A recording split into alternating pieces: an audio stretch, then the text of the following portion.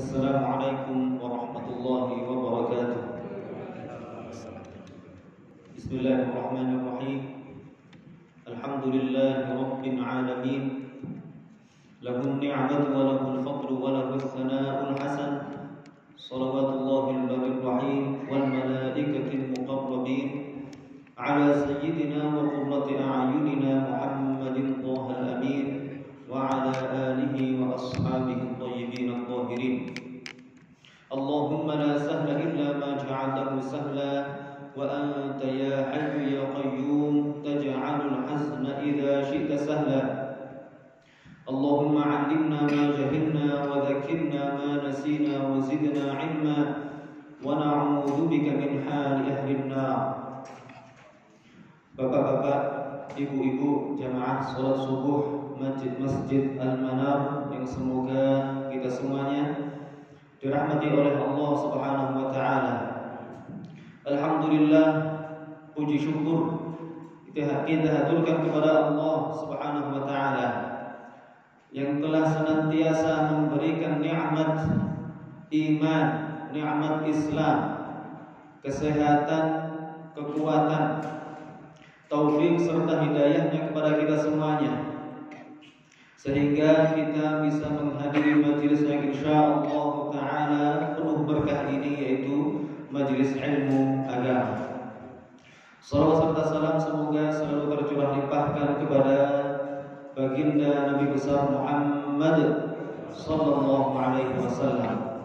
Tidak lupa saya mengingatkan diri saya sendiri dan juga para jamaah sekalian, marilah kita meluruskan niat kita. Ikhlas hanya ingin mengharapkan ridha dan juga balasan pahala dari Allah Subhanahu wa taala. Niat duduk talabul ilmi, menuntut ilmu agama, menimba ilmu agama untuk menghilangkan dan menghapus kebodohan kita, menambah pundi-pundi amal kebaikan kita untuk kehidupan kita di akhirat nanti. Saya sebelumnya mohon maaf, apa istilahnya, duduknya bersila Pak ya, biar anget ini, karena masjidnya subhanallah kayak di puncak aja. Bapak-bapak, ibu-ibu, tadi di awal sudah disebarkan ya beberapa buku. Saya mohon maaf, hanya itu yang bisa saya bawa. Jadi kalau seandainya tahu jumlahnya banyak, 100 orang atau berapa ribu orang ini, Masya Allah. Insya Allah akan saya bawakan. Stoknya banyak, cuman saya kurang persiapan aja. Masya Allah, saya mohon maaf. Jadi insya Allah tema kita kali ini yaitu membahas tentang Al-Isra dan Al-Mi'raj. Kita sekarang di bulan apa, Bapak Ibu? Bulan Rajab. Bulan Rajab. Bulan Rajab adalah salah satu bulan yang subhanallah di antara bulan-bulan yang ada dalam satu tahun ada 4 bulan yang dimuliakan oleh Allah Subhanahu wa taala, yang di antaranya adalah Syahrul Rajab, bulan Rajab. Bulan Rajab termasuk al-ashhur al-hurum, termasuk bulan-bulan yang dihormati. Yang maksudnya dihormati itu adalah bulan yang dimuliakan oleh Allah Subhanahu wa taala. Pada bulan ini Allah Subhanahu wa taala memuliakan bulan ini dengan peristiwa-peristiwa yang luar biasa. Di antaranya adalah Al-Isra dan Al-Mi'raj. Isra dan Mi'raj. Ini merupakan mukjizat. Kalau ditanya, Pak, mukjizat itu apa? Sebagian orang kan asal ada hal yang luar biasa, ajaib, ya kan, aneh, dibilang mukjizat. Jangan dulu, jangan asal. Tidak semua hal yang aneh, tidak semua hal yang luar biasa itu namanya mukjizat. Mukjizat itu apa? Kenapa kok ada istilah mukjizat? Ada istilah mukjizat karena ini adalah sesuatu yang menjadi senjata utama, modal utama, bukti kejujuran seseorang yang mengaku sebagai nabi. Para ulama menjelaskan mukjizat adalah amrun khariqun lil 'adah yadhharu 'ala yadi man idda'a an-nubuwwah muwafiqun li da'wah salimun min al-mu'aradati bil mithli. Artinya apa? Ada 4 hal yang harus terpenuhi agar sesuatu itu apa? Dikatakan sebagai mukjizat. Yang pertama, apa itu? Amrun khariqun lil 'adah. Bahwa mukjizat adalah perkara yang luar biasa, perkara yang aneh, khariqun lil 'adah, yang menyalahi kebiasaan. Artinya apa? Perkara ini tidak terjadi secara kebiasaan, tidak lazim terjadi, aneh. Namun apa? Dikatakan bukan hanya tidak biasa terjadi, tapi apa? Di luar kebiasaan. Maksudnya apa? Di luar kebiasaan, tidak bisa dilakukan oleh seseorang dengan cara berlatih. Tidak bisa. Kalau misalnya ada orang, ini memecahkan rekor dunia misalnya, menyelam masuk ke dalam air, menyelam di sana tidak keluar selama 10 menit tanpa alat pernapasan, tanpa alat bantuan pernapasan. Nah, ini bisa dilatih, ya kan? Ini bisa dilatih. Yang seperti ini bukan mukjizat, bukan mukjizat. Mukjizat itu adalah perkara yang di luar kebiasaan, di luar kebiasaan. Jadi biasanya orang nggak bisa melakukan ini, tidak bisa melakukan ini. Contohkan saja, Nabi Saleh ditantang umatnya untuk mengeluarkan apa? Mengeluarkan unta betina hidup beserta anaknya. Dari mana? Dari sebongkah batu besar yang sangat keras. Subhanallah. Biasanya kalau hewan, kalau nggak keluar secara dilahirkan, gimana? Menetas, ya kan? Menetas dari telur. Telur dari mana? Dari ayam juga. Nah, dari induknya. Kalau ini apa? Dari batu. Batu, benda mati, keras. Tapi kemudian apa? Nabi Saleh mampu dengan izin Allah, dengan kekuasaan Allah, Nabi Saleh mampu mengeluarkan ini yang namanya unta betina bersama anaknya. Ini gak bisa dilakukan oleh seseorang dengan cara berlatih. Gak biasa, di luar kebiasaan. Amrun khariqun lil 'adah, sesuatu yang di luar kebiasaan. Bapak-bapak, ibu-ibu sekalian, perkara yang kedua yang harus terpenuhi agar perkara itu dinamakan sebagai mukjizat itu apa?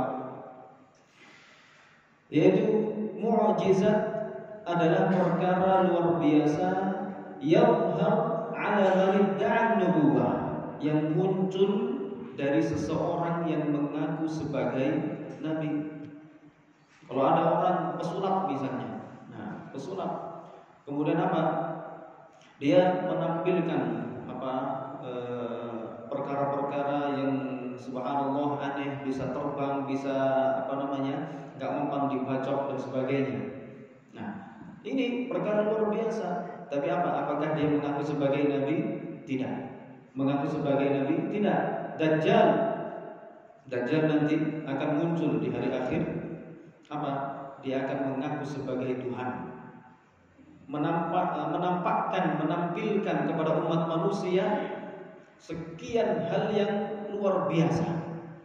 Ada salah satu dari umat Nabi Muhammad SAW, orang yang soleh, orang yang bertakwa, dipenggal, bukan hanya dipenggal, dibelah jadi dua, dari atas kepala sampai bawah, jadi dua, mati.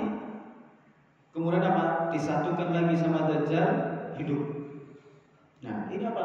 Di luar kebiasaan. Tapi Dajjal apakah mengaku sebagai nabi? Tidak. Dajjal akan mengaku sebagai Tuhan. Kemudian ala waqti dakwah, perkara yang ketiga adalah perkara yang ajaib ini muncul dari seorang yang mengaku nabi dan sesuai dengan pengakuannya, mendukung, menguatkan pengakuannya sebagai seorang nabi, Jadi Nabi Saleh ditantang, ya kan? Ditantang untuk apa? Untuk mengeluarkan seekor unta betina beserta anaknya dari sebongkah batu yang besar. Yang keluar apa? Sesuai dengan apa? Sesuai dengan tantangan dari umatnya. Artinya apa? Ini mendukung beliau, menguatkan pengakuan beliau sebagai seorang nabi. Beda kayak Musailamah Al-Kadzdzab. Musailamah Al-Kadzdzab, tahu Pak? Tahu siapa itu? Orang yang ngaku jadi nabi, ya kan?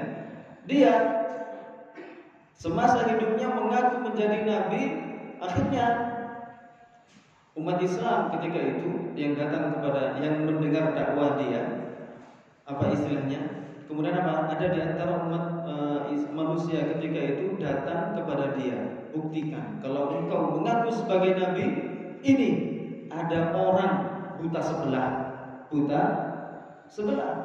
Coba sembuhkan ini mata. Dia mengaku doa, kemudian apa? Diusap wajahnya. Bukannya yang sakit ini, yang buta ini jadi sembuh, bisa melihat kembali, justru yang sehat jadi buta. Yang asalnya buta sebelah jadi buta dua-duanya. Nah, artinya apa? Ini dengan diusap saja orang jadi buta. Apakah ini kebiasaan? Kalau orang mengusap mata bapak misalnya, mata ibu, apakah langsung jadi buta? Enggak. Ini di luar kebiasaan, enggak bisa dilatih. Mengaku dari apa? Muncul dari orang yang mengaku nabi, iya, Musailamah Al-Kadzdzab mengaku jadi nabi. Apakah mendukung sesuai dengan pengakuan dia? Tidak. Ini justru apa? Menghinakan dia, membuktikan bahwa dia adalah nabi palsu. Yang keempat, perkara yang aneh di luar kebiasaan muncul dari seorang yang mengaku nabi, sesuai mendukung dan menguatkan pengakuannya sebagai nabi. Yang keempat apa? Tidak bisa ditandingi dengan hal yang semisal oleh orang-orang yang menandinginya. Jadi lihat orang kafir Quraisy ketika itu apa? Mendengar Nabi Muhammad SAW mengaku jadi nabi. Nabi Muhammad kemudian apa? Menyampaikan wahyu yang berupa Al-Quran. Al-Quran adalah mu'jizat Rasulullah, mu'jizat terbesar oleh Rasulullah SAW. Dengan seluruh yang ada, segala sesuatu yang ada di dalam Al-Quran, dengan sastra yang sangat-sangat tinggi, bukan syair dan juga bukan nathar. Orang Arab ketika itu apa? Yang asli berbicara bahasa Arab tahu bahwa sastra yang begitu tinggi ini tidak mungkin merupakan karangan manusia, bukan karangan Muhammad, bukan karangan sahabat Nabi Muhammad. Orang Arab ketika itu tahu, mengakui dengan betul bahwa Al-Quran dengan bahasa yang sekian tinggi, sastranya yang sangat indah gaya bahasanya, ini hanya mampu diciptakan oleh Allah Subhanahu wa Ta'ala. Akhirnya orang-orang Arab ketika itu masuk Islam hanya dengan mendengar Al-Quran, Al-Quran. Orang-orang Arab, orang-orang musyrik yang tidak terima apa? Enggak mampu untuk menandinginya. Seandainya ini adalah buatan manusia, karangan manusia, maka apa? Mereka akan mampu untuk menandinginya. Justru ada di dalam Al-Quran ada sekian ayat yang menantang mereka, orang-orang Arab, untuk membuat tandingan Al-Quran secara penuh. Enggak mampu diturunkan. Tantangannya apa? Disuruh membuat tandingan semisal Al-Quran hanya 10 surat saja. Enggak mampu. Diturunkan tantangannya, coba buat satu surat saja, nggak mampu juga. Artinya apa? Mu'jizat tidak mampu ditandingi oleh orang-orang yang menandinginya dengan sesuatu yang semisalnya. Bapak-bapak, ibu-ibu, jemaah salat subuh Masjid Al-Manar, di antara mukjizat Rasulullah sallallahu alaihi wasallam yang terbesar, jadi bukan yang terbesar tapi Pak, di antara yang terbesar. Apa itu? Mukjizat Isra dan Mi'raj. Insyaallah ini akan selalu diperingati oleh umat Islam di setiap tanggal 27 Rajab. Isra dan Mi'raj penting kiranya kita memahami dengan betul bagaimana kisahnya, bagaimana kisah yang benar tentang Isra dan Mi'raj. Karena dengan mengetahuinya maka semakin kuat kita terhadap keyakinan syahadat yang kedua. Asyhadu an la ilaha illallah wa asyhadu anna Muhammadan Rasulullah. Karena apa? Mengetahui Isra dan Mi'raj, maka kita tahu bukti kenabian Nabi Muhammad sallallahu alaihi wasallam. Pada tanggal 27 Rajab, malaikat Jibril datang turun ke Mekah. Ketika itu Nabi Muhammad sallallahu alaihi wasallam sedang tidur di rumah salah satu bibit beliau namanya Ummu Hani. Beliau ketika itu tidur bertiga. Ada sepupunya, kalau nggak salah Sayyidina Ali atau siapa itu, 2 orang. Jadi beliau di tengah. Malaikat Jibril datang membuka atap rumah Ummu Hani tanpa ada satupun debu, tanpa ada satupun butir pasir yang rontok yang turun mengenai wajah Nabi Muhammad dan juga badan-badan orang yang tidur di bawahnya. Dibangunkan Nabi Muhammad SAW, dibawa ke Ka'bah, kemudian dibelah dada beliau, diisi oleh malaikat Jibril dengan keimanan dan juga hikmah. Setelah itu dikembalikan lagi seperti semula tanpa merasa sedikit pun rasa sakit. Kemudian apa? Nabi Muhammad SAW memulai perjalanan Isra dengan menaiki hewan namanya buraq. Buraq ini adalah hewan berkaki 4. Seperti apa? Di ukurannya di bawah kuda, lebih kecil dari kuda, tapi lebih besar, lebih tinggi dari keledai. Artinya apa? Buraq melangkah. Satu langkahnya itu sejauh mata buraq ini memandang. Nah, akhirnya apa? Dari kota Mekah, dari Al-Masjidil Haram sampai ke Al-Masjid Al-Aqsa di Palestina, di kota Kudus, yang pada saat itu ditempuh dalam kurun waktu 2 bulan. Jadi 2 bulan PP, jadi Mekah Palestina 1 bulan, pulangnya itu 1 bulan lagi. Tapi apa? Isra ketika itu terjadi dengan sangat-sangat cepat. Mulai dari Nabi Muhammad SAW berangkat dari kota Mekah ke Al-Masjidil Aqsa, dari Al-Masjidil Aqsa naik ke langit pertama, naik ke langit kedua, ketiga, keempat, kelima sampai ke-7, naik ke tempat lebih tinggi dari langit ke-7, kembali lagi ke Mekah, hanya terjadi sekitar 1/3 malam, sekitar 3 atau 4 jam. 3-4 jam. Jadi dari Mekah ke Palestina saja normalnya berapa? Sebulan, ya kan? PP 2 bulan, tapi ini terjadi selama 3-4 jam, 1/3 malam saja. Kemudian Isra, itu Isra. Lalu apa sih tujuan Isra dan Mi'raj? Tujuan dari Isra dan Mi'raj bukanlah sebagaimana yang disalahfahami oleh sebagian masyarakat, bukan seperti yang menjamur, yang kemudian menjadi salah kaprah, yang kemudian mengatakan bahwa Nabi Muhammad SAW naik ke atas sana, dinaikkan tujuannya untuk bertemu dengan Allah di suatu tempat. Bukan itu tujuannya. Bukan itu tujuannya. Allah Subhanahu wa taala berfirman, "Laisa kamitslihi syai'." Allah taala tidak serupa dengan satupun dari makhluknya. Allah tidak butuh pada tempat. Allah yang menciptakan tempat ada sebelum tempat. Tempat belum ada, Allah ada. Artinya apa? Ada tanpa tempat. Setelah terciptanya tempat, Allah tetap tidak membutuhkan pada tempat, tetap seperti sedia kala ada tanpa tempat. Tidak bisa dibayangkan.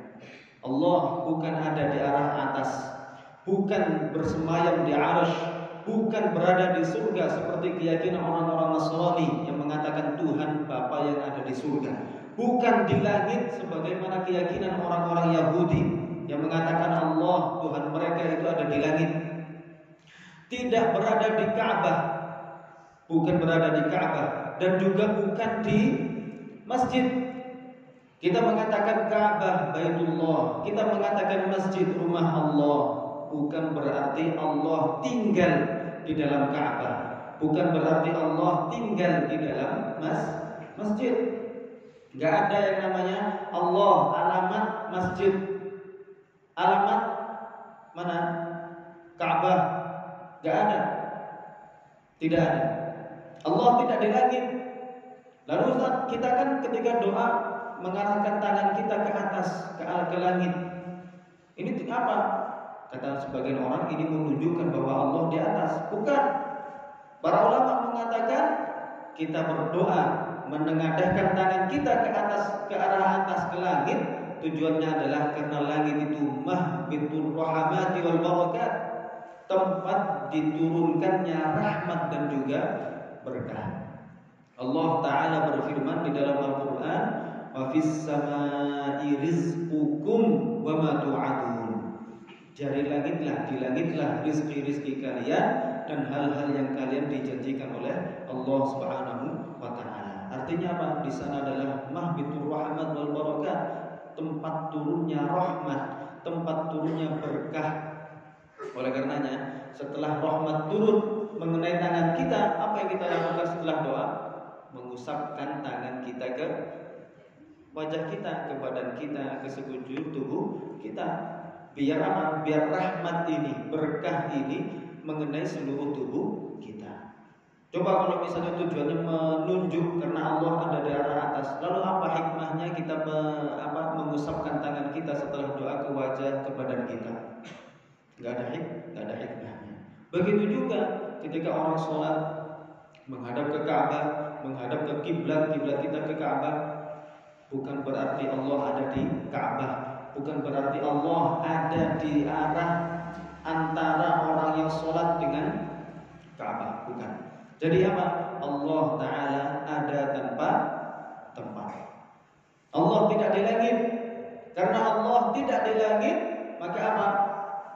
Maka bukan tujuan Mi'raj adalah agar Nabi Muhammad ini dinaikkan ke tempat Allah berada, menerima wahyu di sana, kemudian apa? Bertemu dengan Allah, kongko berjumpa, duduk bersama. Nabi Muhammad SAW betul menerima wahyu di tempat yang sangat tinggi di atas langit yang ketujuh. Bukan berarti Nabi Muhammad SAW menerima wahyu seperti kita sekarang lagi belajar. Bukan seperti anak TPA lagi ngaji, gurunya di mana, di depan dia ngaji di depannya. Bukan. Nabi Muhammad menerima wahyu dengan apa? Dengan cara salah satu dari 3 hal. Allah Subhanahu wa taala berfirman, dalam wahyu dari Allah Subhanahu wa taala kecuali salah satu dari 3 cara. Yang pertama adalah illa wahyan, kecuali dengan cara apa? Dengan cara mendapatkan wahyu. Wahyu artinya apa? Langsung mendapatkan wahyu tersebut di hati Nabi. Au min wara'i hijab, atau di balik tabir. Bukan berarti Allah itu ada di suatu tempat, kemudian Nabi berada di suatu tempat tertutup oleh tabir, bukan. Yang dimaksud hijab di sini adalah tabir ma'nawi, yang menutup hati manusia, yang menutup hati Nabi sehingga tidak bisa melihat Allah. Au yursila rasulah. Yang ketiga caranya adalah dengan apa? Dengan diutus utusan dari Allah, malaikat Jibril, untuk menyampaikan wahyunya kepada Nabi. Jadi cara mendapatkan wahyu cuma 3 ini. Gak ada cara Nabi mendapatkan wahyu sambil bertemu dengan Allah, tidak ada. Tidak ada cara mendapatkan wahyu bagi seorang nabi dengan cara mendengar kalam Allah dan sambil melihat Allah, tidak ada. Tidak ada. Artinya apa? Nabi Muhammad datang naik ke atas, lalu apa tujuannya? Tujuan Isra dan Mi'raj adalah agar Allah Ta'ala memuliakan Nabi Muhammad. Pertama, tasyrifur Rasul, memuliakan Nabi Muhammad sallallahu alaihi wasallam. Dimuliakan. Apa maksudnya dimuliakan? Apa buktinya bahwa Nabi Muhammad dimuliakan? Coba. Ketika Nabi Muhammad sallallahu alaihi wasallam datang ke mana? Datang sampai ke Al-Masjidil Aqsa. Apa yang terjadi di sana? Nabi Muhammad disambut oleh seluruh nabi. Semua yang sudah meninggal nabi itu keluar dari kuburnya menyambut Nabi Muhammad sallallahu alaihi wasallam. Begitu juga nabi-nabi yang belum meninggal. Siapa? Nabi Isa dan Nabi Khadir. Nabi Isa, Nabi Khadir belum meninggal. Nabi Khadir datang dari lautan. Nabi Isa turun dari langit kedua. Menyambut siapa? Menyambut Nabi Muhammad sallallahu alaihi wasallam. Bukankah ini pengagungan yang luar biasa? Iya. Pengagungan yang luar biasa. Udah kayak gitu disuruh mengimami seluruh nabi, semuanya, semua nabi, semua rasul, salat 2 rakaat diimami oleh Nabi Muhammad sallallahu alaihi wasallam. Jadi tujuan Isra dan Mi'raj adalah untuk memuliakan Nabi Muhammad sallallahu alaihi wasallam. Tujuan kedua apa? Bukan untuk melihat Allah, tapi apa? Untuk diperlihatkan, untuk dinampakkan oleh Allah keajaiban-keajaiban penciptaan Allah di alam bawah ataupun di alam atas. Apa dalilnya Ustaz? Jangan ngasal. Allah Ta'ala berfirman di dalam surat Al-Isra ayat pertama. Subhanalladzi asra bi'abdihi laylan minal masjidil haram ilal masjidil aqsa alladzi barakna hawlahu linuriyahu min ayatina. Subhanalladzi asra bi'abdihi, Maha suci Allah Ta'ala yang telah memperjalankan hambanya laylan, pada sebagian dari satu malam, minal masjidil haram ilal masjidil aqsa, dari masjidil haram ke masjidil aqsa alladzi barakna haulahu, yang Allah Ta'ala berkahi tempat-tempat tanah-tanah di sekitar al-Masjid Al-Aqsa, tanah Palestina, tanah Syam, termasuk Lebanon, Yordania, Syria, Palestina, itu adalah tanah yang diberkahi. Apa tujuannya di situ Isra? Allah Ta'ala berfirman, linuriyahu min ayatina. Jadi tujuannya udah dijelasin oleh Allah Subhanahu wa Ta'ala dalam ayat ini. Tujuannya adalah linuriyahu min ayatina, untuk diperlihatkan, untuk ditampakkan oleh Allah kepada Nabi Muhammad sallallahu alaihi wasallam min ayatina, sebagian dari tanda-tanda kekuasaan Allah Subhanahu wa Ta'ala. Apa maksudnya tanda-tanda kekuasaan Allah? Coba pada malam Isra, pada saat Isra, Nabi Muhammad melihat apa? Ada dunia dalam yang berwujud wanita tua renta. Apa maksudnya ini? Maksudnya adalah dunia itu usia yang sudah lalu jauh. tahun lebih banyak dibandingkan usia masa yang tersisa. Artinya akhirat sudah dekat.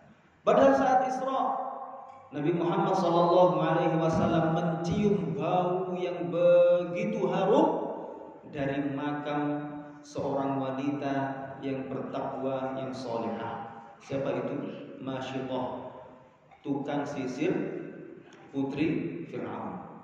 Pada saat Isra, Rasulullah SAW melihat seseorang yang berdiri dari kejauhan di tepian jalan, gak berani untuk mendekat, melambai-lambai. Kata malaikat Jibril, itu adalah siapa? Iblis. Itu adalah iblis. Pada malam Isra, Rasulullah SAW melihat orang-orang yang bercocok tanam di satu hari, keesokan harinya langsung panen. Kata malaikat Jibril, mereka adalah orang yang berjihad fi sabilillah. Ini adalah tanda-tanda kekuasaan Allah pada saat Isra. Allah Ta'ala juga berfirman, laqad ra'a min ayati rabbihil kubra. Allah Ta'ala, Nabi Muhammad SAW, sungguh beliau telah melihat tanda-tanda kekuasaan Tuhannya yang agung. Pada saat Mi'raj diperlihatkan oleh Allah Subhanahu wa Ta'ala langit yang begitu indah. Langit pertama disambut oleh Nabi Adam, langit kedua disambut oleh Nabi Isa, Nabi Yahya, langit ketiga disambut oleh Nabi Yusuf, langit keempat disambut oleh Nabi Idris, langit kelima Nabi Harun, langit keenam Nabi Musa, langit ketujuh Nabi Ibrahim alaihi salatu wassalam. Di langit ketujuh, Nabi Muhammad SAW melihat di antara tanda-tanda kekuasaan Allah, yaitu Sidratul Muntaha. Kalau ditanya, ngerti gak sih apa itu Sidratul Muntaha? Dijelaskan oleh Rasulullah SAW, Sidratul Muntaha adalah merupakan pohon yang begitu besar. Akarnya ada di langit keenam, dan dahannya, daunnya, buahnya menjulang tinggi sampai ke atas langit ke-7. Tebal satu langit ke langit, tebal masing-masing langit berapa? Perjalanan 500 tahun perjalanan. Jarak antara langit satu, langit kedua, langit ketiga dan seterusnya 500 tahun perjalanan. Jadi ini adalah pohon yang luar biasa besarnya. Kata Rasulullah, daun-daunnya itu seperti telinga gajah. Wasimaruha kalqilal. Dan buahnya itu seperti gentong yang sangat besar.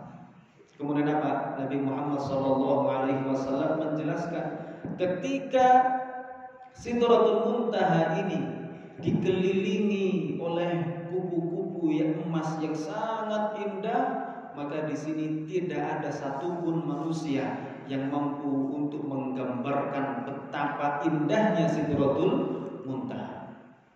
Subhanallah, disinilah Nabi Muhammad SAW bertemu dengan malaikat Jibril. Ditampakkan oleh Allah Subhanahu wa Ta'ala malaikat Jibril dalam wujud aslinya, mendekat kepada Nabi Muhammad SAW sejarak 2 hasta atau bahkan lebih dekat.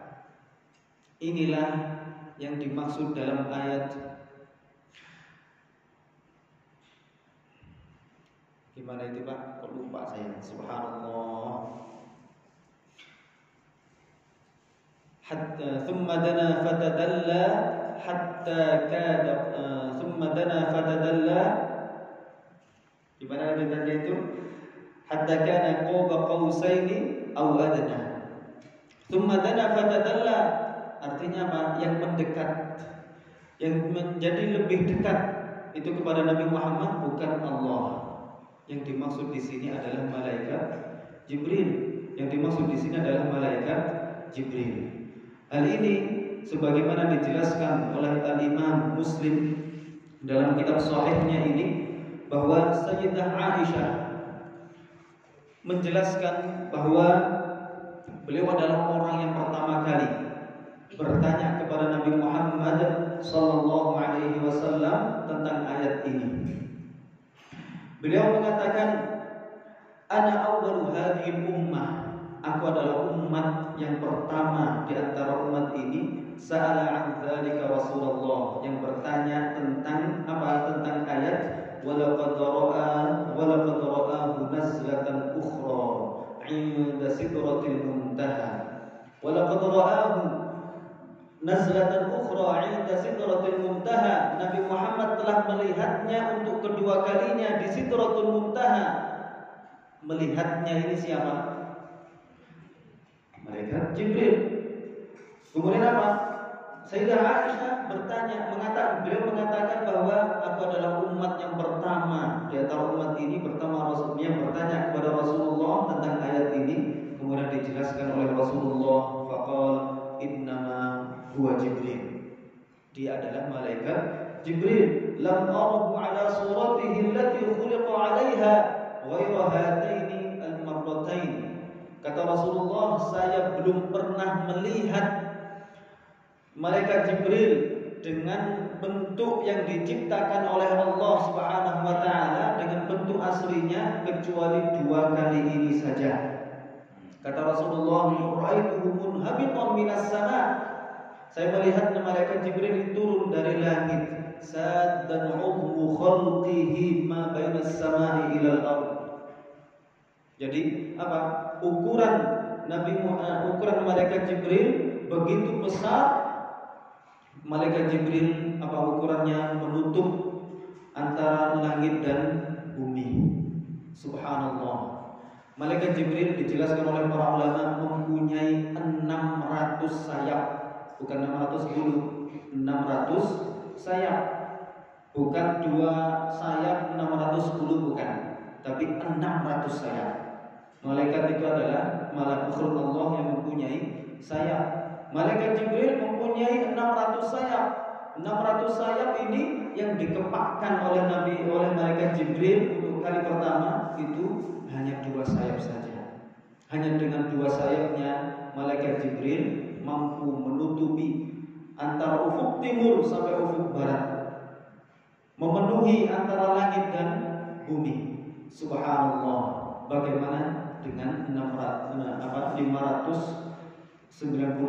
sayap yang lainnya? Subhanallah. Untuk kali pertama Rasulullah melihatnya di kota Mekah, di suatu tempat namanya Ajiyad. Malaikat Jibril menampakkan wujud aslinya kepada Nabi Muhammad untuk kali pertama. Akhirnya Nabi Muhammad pingsan. Nabi Muhammad pingsan. Gak mengira bahwa Allah Ta'ala menciptakan makhluk yang begitu besar. Pingsan.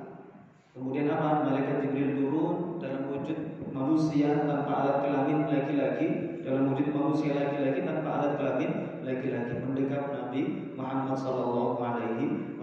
Ini kali pertama di kota Mekah. Kali kedua pada malam Mi'raj. Pada malam Mi'raj, malaikat Jibril di dekat Sidratul Muntaha menampakkan untuk kedua kalinya wujud aslinya kepada Nabi Muhammad sallallahu alaihi wasallam. Karena Nabi Muhammad sudah pernah sebelumnya melihat malaikat Jibril dalam bentuk aslinya, kemudian pada kali yang kedua ini Nabi Muhammad tidak pingsan karena sudah kuat, sudah kuat.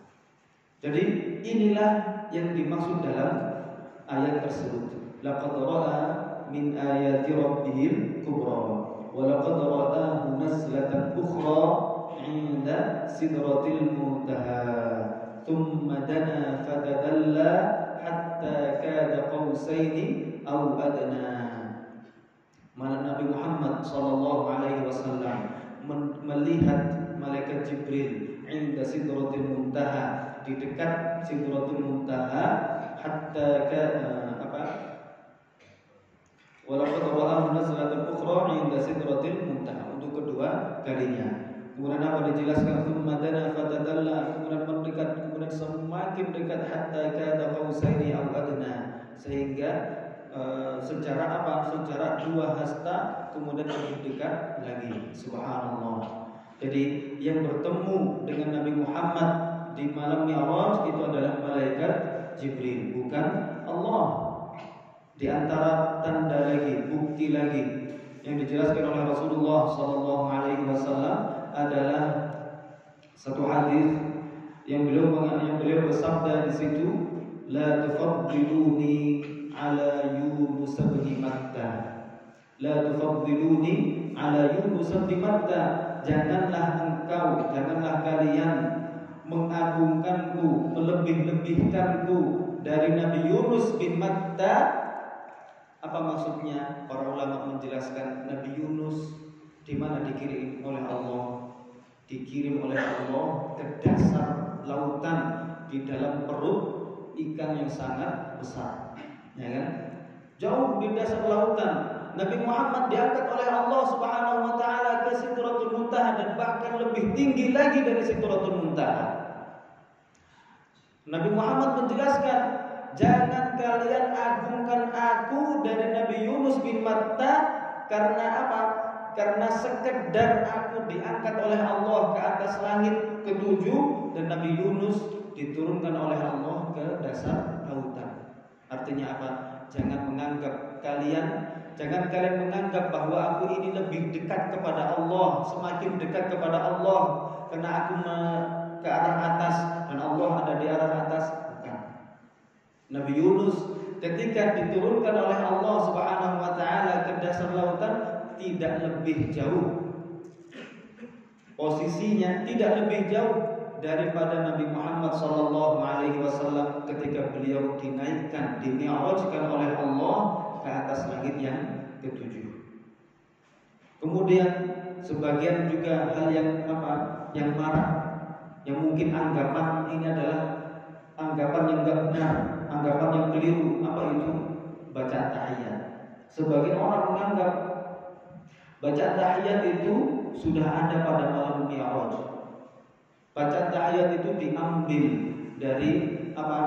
Dialog antara Nabi Muhammad, kemudian Allah, kemudian malaikat. Kata mereka, Nabi Muhammad, Allah dan para malaikat kumpul berkumpul di satu majelis. Kemudian Nabi Muhammad SAW mengatakan, at-tahiyyatul mubarakatus shalawatut thayyibat lillah. Yang berisi apa? Yang berisi pujian, pengagungan kepada Allah. Kata mereka, Allah kemudian membalas, assalamu alayka ayyuhan nabiyyu wa rahmatullahi wa barakatuh. Salam kepadamu wahai Nabi, dan seterusnya. Gak mau kalah, malaikat kemudian kata mereka, ini gak benar. Kata mereka mengatakan, assalamu alayna wa ala ibadillahis shalihin. Salam kepada kami dan kepada hamba-hamba Allah yang saleh. Ini bacaan tahiyat, bacaan yang benar. Cuman ini bukan diambil dari dialog antara Nabi Muhammad, Allah dan malaikat. Bacaan tahiyat ini belum ada pada saat Mi'raj, belum ada. Pada saat Mi'raj belum ada. Di awal-awal para sahabat sholat bersama Rasulullah, pada bacaan tahiyat akhir mereka membaca apa? Mereka mengatakan membaca assalamu ala Allah min ibadih, assalamu ala Jibril, assalamu ala Mikail, assalamu ala Israfil dan seterusnya. Kemudian apa? Mendengar itu kemudian Nabi Muhammad mengajarkan jangan baca itu. Jangan katakan assalamu ala Allah karena assalam itu adalah salah satu nama Allah. Assalam adalah salah satu nama Allah, maka jangan katakan assalamu ala Allah.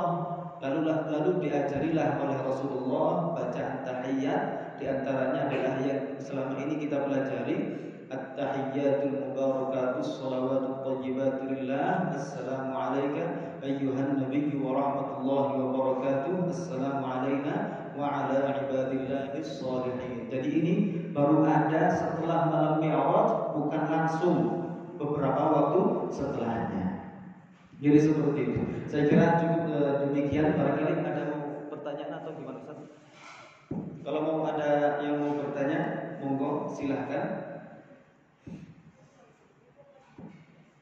Jika tidak ada, maka kita cukupkan sampai di sini dulu. Semoga ini semuanya bisa bermanfaat bagi kita semuanya. Dengan ini maka Allah Subhanahu wa taala menebalkan keimanan kita kepada Allah, keimanan kita kepada Rasulullah sallallahu alaihi wasallam, kemudian memberikan syafaatnya kepada kita nanti di yaumil qiyamah. Amin ya rabbal alamin. Kita tutup majelis ini dengan bacaan bersama-sama tahlil, shalawat dan istighfar. La ilaha illallah. Allahumma salli ala sayyidina Muhammad wa ala alihi wa sahbihi wa sallim. Rabbil firli wa liwalidayya wa lil mu'minina wal mu'minat. Alhamdulillahi rabbil alamin. Kurang lebihnya mohon maaf dari saya akhiri. Wassalamualaikum warahmatullahi wabarakatuh.